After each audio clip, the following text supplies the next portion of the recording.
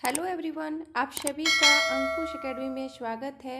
I hope आप लोग सब अच्छे होंगे और आपकी एग्ज़ाम की तैयारी भी अच्छे से चल रही होगी। जो भी स्टूडेंट झारखंड सीजीएल या फिर झारखंड की कोई भी एग्ज़ाम की तैयारी करते हैं तो आप मेरे चैनल से जुड़ सकते हैं। अभी फ़िलहाल मेरे चैनल में झारखंड का इतिहास का सारा टॉपिक का ऑब्जेक्टिव क्वेश्चन कराया जा रहा है। अगर इस ऑब्जेक्टिव क्वेश्चन को आप लोग कर लेंगे और यही क्वेश्चन है जो बार बार हर एग्ज़ाम में पूछा जाता है, तो आपका झारखंड का इतिहास कंप्लीट हो जाएगा। तो आप मेरे चैनल से जुड़िएगा और मैं उम्मीद करती हूँ कि ये वीडियो आपको पसंद आएगा। तो चलिए शुरू करते हैं। आज का जो टॉपिक है उसमें हम लोग जानेंगे मध्यकाल में झारखंड। मध्यकाल में झारखंड में कहाँ पे क्या था उस चीज़ को जानेंगे, सारा क्वेश्चन को जानेंगे। इसका ये पहला भाग है, दूसरा भाग नेक्स्ट वीडियो में आएगा, क्योंकि एक वीडियो में अगर सारे क्वेश्चन को लेते तो काफ़ी लंबा हो जाता और अच्छा भी नहीं लगता इतना लंबा वीडियो बनाने में। तो इसलिए इसमें पहले 50 क्वेश्चन जानेंगे और जितने भी क्वेश्चन हैं आप लोग अगर एग्ज़ाम की तैयारी कर रहे हैं तो आपको पता चल जाएगा कि ये सब क्वेश्चन बार बार एग्ज़ाम में पूछा जाता है और कोई भी टेस्ट सीरीज लगाते हैं तो ये क्वेश्चन पूछा ही जाता है। तो चलिए शुरू करते हैं। फर्स्ट क्वेश्चन है, महामाया मंदिर किस स्थान पर स्थित है? ये जो महामाया मंदिर है वहाँ वो कहाँ पे स्थित है? तो हापा मुनी गांव। कहाँ पे? हापा मुनी गांव में स्थित है। तो इसका जो आंसर होगा वो क्या होगा? Question B. Question number 2, Mahamaya मंदिर का संबंध किस काल से है? ये जो महामाया मंदिर है इसका संबंध किस काल से है? तो पूर्व मध्य काल से। किससे? पूर्व मध्य काल से इसका संबंध है। तो इसका जो आंसर होगा वो क्या होगा? Option A. Question number 3, Mahamaya मंदिर के लिए प्रसिद्ध हापा मुनि गांव राज्य के किस जिले में स्थित है? ये क्वेश्चन एक बार एग्जाम में पूछा गया था कि हापा मुनि जो गांव है वो किस जिले में है, झारखंड के किस जिले में है? तो गुमला में। तो इसका जो आंसर होगा वो क्या होगा? Option D. क्वेश्चन नंबर 4, हापा मुनि गांव में स्थित महामाया मंदिर का निर्माण किसने कराया था? ये जो महामाया मंदिर है इसका निर्माण किसने कराया था? तो गंजघट राय ने। किसने? गंजघट राय ने इस मंदिर का निर्माण कराया था। तो इसका जो आंसर होगा वो क्या होगा? Option B. Question number 5, Hapamuni गांव में स्थित महामाया मंदिर का निर्माण कराया गया था। तो कौन से ईस्वी में कराया गया था? तो 908 ईस्वी में इस मंदिर का निर्माण कराया गया। तो इसका जो आंसर होगा वो क्या होगा? Option C. Question number 6, Mahamaya मंदिर का निर्माण किस वंश के शासक द्वारा कराया गया? इस क्वेश्चन में अगर इम्पोर्टेंट देखा जाए हापा मुनि मंदिर, तो इसमें सबसे ज़्यादा ये इम्पोर्टेंट क्वेश्चन है कि इस मंदिर का जो निर्माण कराया गया था वो किस वंश के शासक द्वारा कराया गया था? तो नागवंश। किसका? नागवंश। तो इसका जो आंसर होगा वो क्या होगा? Option B. Question number 7, Hapamuni गांव की महामाया मंदिर में निम्न में से किसके द्वारा विष्णु की प्रतिमा स्थापित की गई थी? तो किसके द्वारा की गई थी? सिया नाथ के द्वारा। तो इसका जो आंसर होगा वो क्या होगा? बी। क्वेश्चन नंबर 8, महामाया मंदिर का प्रथम पुरोहित था। तो इसका जो प्रथम पुरोहित था वो कौन था? हरिनाथ। कौन? हरिनाथ। तो इसका जो आंसर होगा वो क्या होगा? Option A. क्वेश्चन नंबर 9, गंजघट राय का धार्मिक गुरु था। ये जो गंजघट राय थे इनका धार्मिक गुरु कौन थे? तो हरिनाथ। तो इसका जो आंसर होगा वो क्या होगा? Option D. Question number 10, Tanginath का मंदिर झारखंड के किस जिले में अवस्थित है? ये जो टांगीनाथ मंदिर है ये झारखंड के किस जिले में है? तो गुमला जिले में। तो इसका जो आंसर होगा वो क्या होगा? Option B.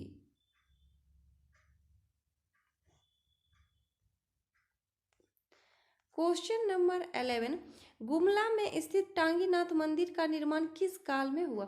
ये जो टांगीनाथ मंदिर है इसका निर्माण किस काल में हुआ? तो पूर्व मध्य काल में। तो इसका जो आंसर होगा वो क्या होगा? Option B. Question number 12, Ashtabhuji Chhinnamastika Shaktipeeth निम्न में से किस स्थान पर अवस्थित है? ये जो छिन्नमस्तिका मंदिर है ये कहाँ पे स्थित है? रजरप्पा में। कहाँ पे? रजरप्पा। और ये रजरप्पा कौन से जिले में आता है? तो रामगढ़ जिले में। तो इसका जो आंसर होगा वो क्या होगा? D. Question number 13, Rajrappa Jharkhand राज्य के किस जिले में है? तो ये रजरप्पा किस जिले में है? तो रामगढ़ में।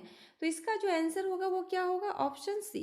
क्वेश्चन नंबर 14, रजरप्पा में स्थित छन्नमस्तिका शक्तिपीठ का संबंध निम्न में से किस काल से है? ये जो छन्नमस्तिका मंदिर है ये किस काल से इसका संबंध है? तो पूर्व मध्य काल से। तो इसका जो आंसर होगा वो क्या होगा? Option B. Question number 15, Jharkhand के किस स्थान से पाल शासक महेंद्र पाल के शिलालेख प्राप्त हुए हैं? महेंद्र पाल का शिलालेख कहाँ से प्राप्त हुआ था? इटखोरी। कहाँ? इटखोरी। और ये इटखोरी कहाँ पे है? तो चतरा में। तो इसका जो आंसर होगा वो क्या होगा? Option B. क्वेश्चन नंबर 16, माँ भद्रकाली की मूर्ति का निर्माण झारखंड के निम्न में से किस स्थान पर किया गया है? ये जो भद्रकाली की मूर्ति का निर्माण है ये झारखंड के किस जिले में किया गया है? तो इटखोरी में। तो इसका जो आंसर होगा वो क्या होगा? Option D.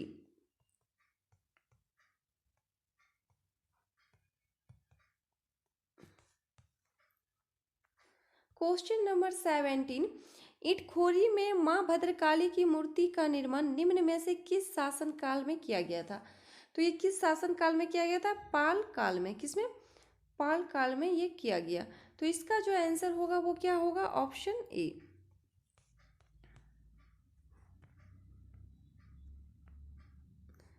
Question number 18, Bakhtiyar Khilji ने झारखंड से होकर निम्न में से किस स्थान पर आक्रमण किया था? ये जो बख्तियार खिलजी थे वो झारखंड से होकर निम्न में से किस स्थान पर आक्रमण किए? तो नदिया। तो इसका जो आंसर होगा वो क्या होगा? Option C. Question number 19, Bakhtiyar Khilji ने किस शताब्दी में झारखंड से होकर नदिया पर आक्रमण किया था? तो कौन सी शताब्दी में किया था? 13वीं शताब्दी। तो इसका जो आंसर होगा वो क्या होगा? Option C. Question number 20, Bakhtiyar Khilji के नदिया आक्रमण के समय बंगाल में सेन वंश का कौन सा शासक शासन में था? तो उस टाइम कौन सा शासक शासन में था वो आपको बताना है। तो लक्ष्मण सेन। तो इसका जो आंसर होगा वो क्या होगा? Option B. क्वेश्चन नंबर 21, गुलाम वंश के सौंदर्य में निम्न में से कौन सा कथन सत्य है? तो इसमें कौन सा कथन सत्य है वो आपको बताना है। ऑप्शन ए, गुलाम वंश के समय झारखंड की सीमा में मुस्लिम ने सेनाओं की छावनियां स्थापित की गई। ये भी, इल्तुतमिश तथा बलबन के शासन काल में इनके प्रभाव से झारखंड मुक्त रहा। ये भी सही है। ऑप्शन सी, गुलाम वंश के शासक इल्तुतमिश तथा बलबन के समय झारखंड में नागवंशी राजा हरिकर्ण का शासन था। ये भी सही है। इसमें तीनों ऑप्शन सही है तो इसका जो आंसर होगा वो क्या होगा? Option D.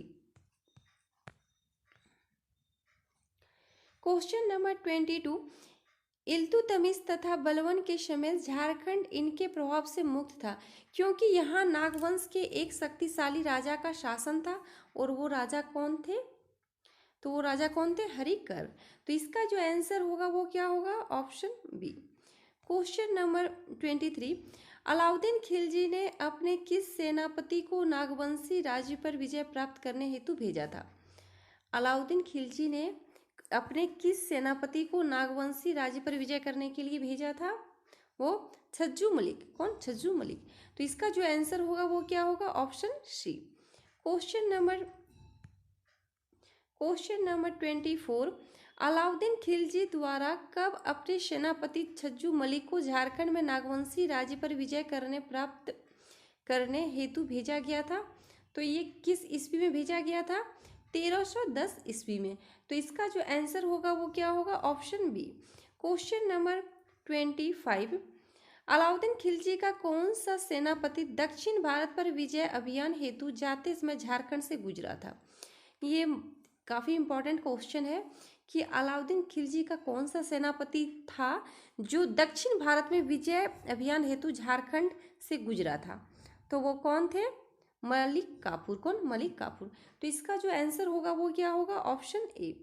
क्वेश्चन नंबर 26, निम्न में से किस नागवंशी राजा ने अलाउद्दीन खिलजी की अधीनता स्वीकार कर ली थी? कौन से नागवंशी राजा थे जिन्होंने अलाउद्दीन खिलजी की अधीनता स्वीकार की थी? तो वो कौन थे? बेनुकर्ण। तो इसका जो आंसर होगा वो क्या होगा? Option B. क्वेश्चन नंबर 27, निम्नलिखित में से कौन सा कथन सत्य है? इसमें कौन सा कथन सत्य है वो आपको बताना है। ऑप्शन ए, मोहम्मद बिन तुगलक ने छज्जुद्दीन आजमुल मुल्क को सतगावा का शासक नियुक्त किया था, ये सही है। ऑप्शन बी, तुगलक काल के सिपाल शाह ऑप्शन बी, तुगलक काल के सिपहा सालार मालिक भैया ने हजारीबाग के चाय किला को जीतकर फतेह खान दौरा के हवाले कर दिया था।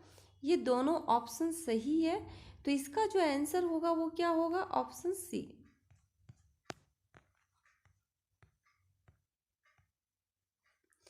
क्वेश्चन नंबर 28, तुगलक शासन के दौरान नागवंशी राजा शासन में था। जब तुगलक शासन चल रहा था उस टाइम नागवंशी राजा शासन में कौन थे? तो हरिकर्ण। तो इसका जो आंसर होगा वो क्या होगा? Option B.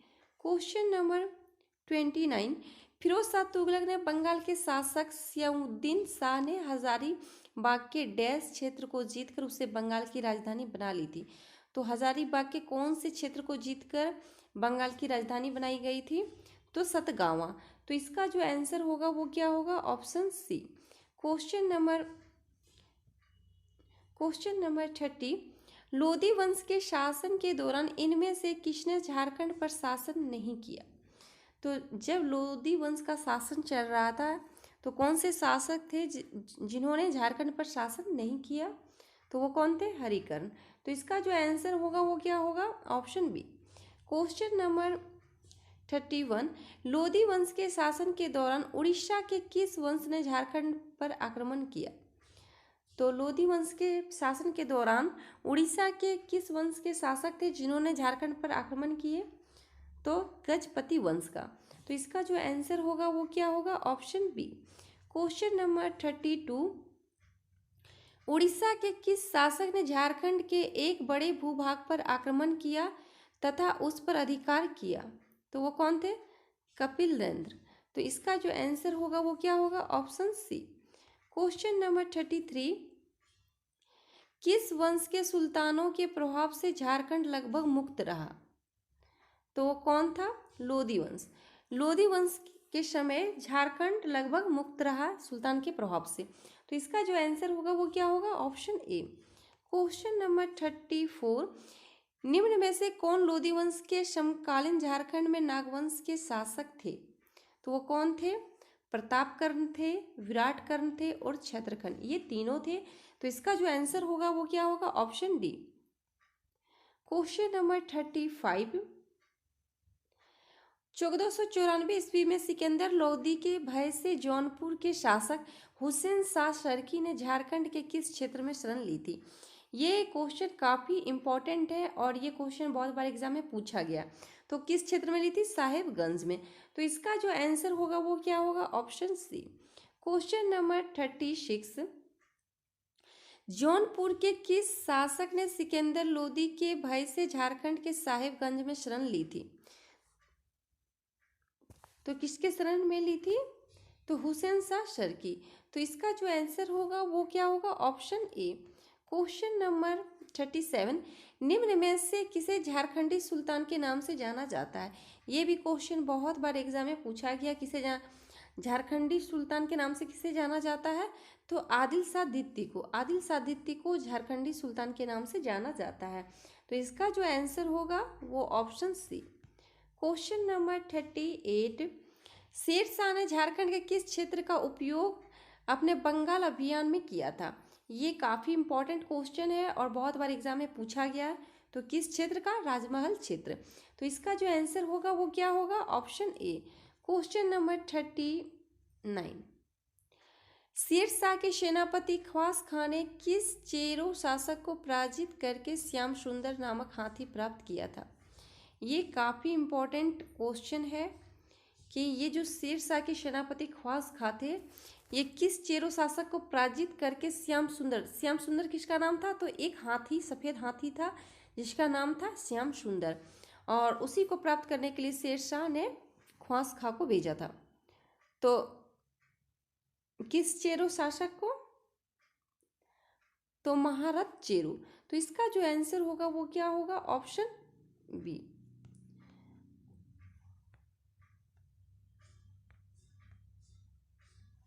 क्वेश्चन नंबर 40, निम्न में से कौन सा कथन असत्य है? तो इसमें कौन सा कथन असत्य है वो आपको बताना है। ऑप्शन ए, शेरशाह के शासन काल में झारखंड में शाही सिक्कों के प्रचलन में तेजी आई, ये सही है। ऑप्शन बी, शेरशाह ने मुगलों के विरुद्ध अपने अभियान में झारखंड के जंगलों का व्यापक तौर पर प्रयोग किया, ये भी ऑप्शन सही है। ऑप्शन सी, झारखंड क्षेत्र में आक्रमण करने का शेरशाह का मुख्य उद्देश्य श्याम सुंदर नामक हाथी प्राप्त करना था। हाँ, ये जो शेरशाह थे, इनका जो झारखंड में आक्रमण करने का जो उद्देश्य था वो था श्याम सुंदर जो नामक हाथी था उसको प्राप्त करने का। ये तीनों ऑप्शन सही है, तो इसका जो आंसर होगा वो क्या होगा? Option D. Question number 41, Mughal Afghan संघर्ष जो कि 1530 से 1541 के दौरान हुमायूं झारखंड के इस स्थान तक आया था। तो ये कहाँ तक आए थे? भरकुंडा। तो इसका जो आंसर होगा वो क्या होगा? Option A. Question number 42, Junaid Karnali व मुगलों के बीच झारखंड के रामपुर क्षेत्र में हुए संघर्ष में मुगलों की जीत हुई थी। यह रामपुर क्षेत्र वर्तमान में है। तो ये जो रामपुर क्षेत्र है वो वर्तमान में कहाँ है? तो रामगढ़ में। तो इसका जो आंसर है वो option C. Question number 43, Akbar नागवंशों की राजधानी खुखरा को अपने अधिकार क्षेत्र में लेना चाहता था, जिसका कारण क्या था? तो इस क्षेत्र की आर्थिक समृद्धि थी, वो सही है। ऑप्शन बी, साम्राज्य का विस्तार करना, ये भी सही है। इस क्षेत्र का सामरिक उपयोग करना, ये तीनों ऑप्शन था। तो इसका जो आंसर होगा वो क्या होगा? Option D.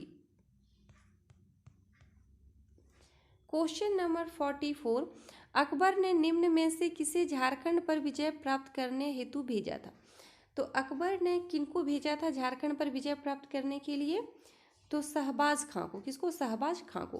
तो इसका जो आंसर होगा वो क्या होगा? Option D. Question number 45, Akbar ने 1585 ईस्वी में शहबाज खां के नेतृत्व में किस नागवंशी शासक के विरुद्ध विजय प्राप्त करने हेतु अपनी सेना भेजी थी? ये जो अकबर थे इन्होंने 1585 ईस्वी में झारखंड पर विजय प्राप्त करने के लिए शहबाज खां को भेजा था। तो किस नागवंशी शासक के विरुद्ध विजय प्राप्त करने के लिए भेजा था? तो मधुकरण शाह। तो इसका जो आंसर होगा वो क्या होगा? Option D. क्वेश्चन नंबर 46, निम्न में से किस मुगल शासक ने झारखंड को सर्वप्रथम अपना करदाता प्रदेश बनाया?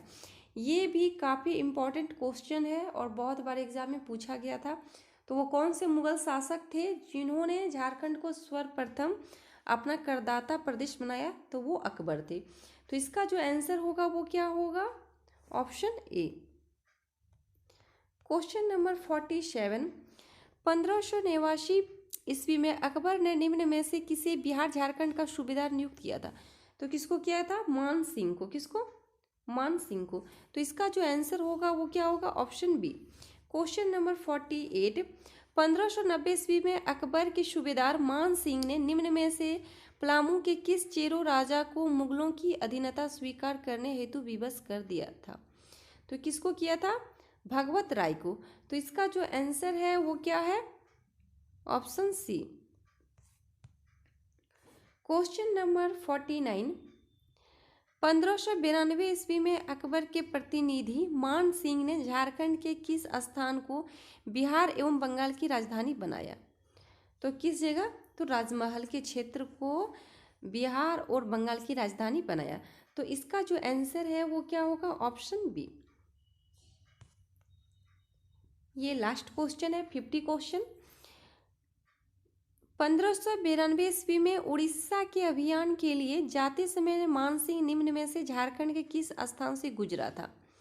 तो झारखंड के कौन से स्थान से गुजरे थे? तो सिंहभूम से। तो इसका जो आंसर होगा वो क्या होगा? Option C. इसमें मध्यकाल में झारखंड का इतिहास में हम लोग 50 क्वेश्चन जाने और इसका सेकेंड पार्ट नेक्स्ट वीडियो में आएगा। और अगर आप ये 50 क्वेश्चन अगर देख लेंगे तो आपको खुद ही पता चल जाएगा कि एग्ज़ाम में कौन कौन सा क्वेश्चन पूछा जाता है।